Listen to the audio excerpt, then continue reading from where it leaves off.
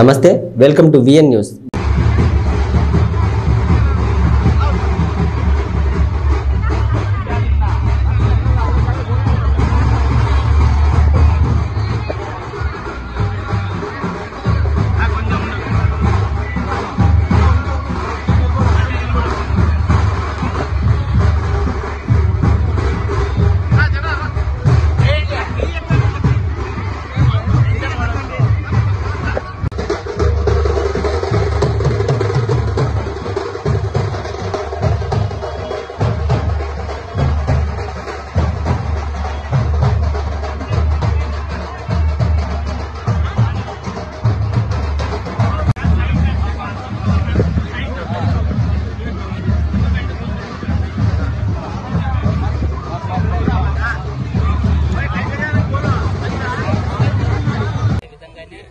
కేవలం బురద జల్లే కోసమే పెన్షన్స్ ఆఫీస్కి వచ్చి తీసుకోమని చెప్తున్నారు, లేకపోతే బ్యాంకుల్లో చేస్తున్నారు. క్యూలో ఎండకి నిలబెట్టేసి వాళ్ళని చాలా ఇబ్బంది పెడతా ఉన్నారు. ప్రచారం చేయడం జరుగుతుంది. ఇంటింటికి క్యాన్వాస్ చేస్తూ ఉంటే బ్రహ్మరథం పడుతున్నారు.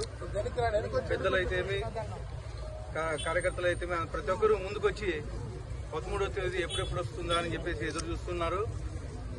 13వ తేదీ ఎన్నిక కోసం ప్రతి కార్యకర్త ముందుకొచ్చి గట్టిగా కష్టపడతా ఉన్నాం. మేము ఈ వారం రోజులు గట్టిగా పనిచేస్తాం. మేము చంద్రబాబు నాయుడు గారిని ముఖ్యమంత్రి చేసుకోవాలి మనం అని చెప్పేసి తెలియజేస్తా ఉన్నారు.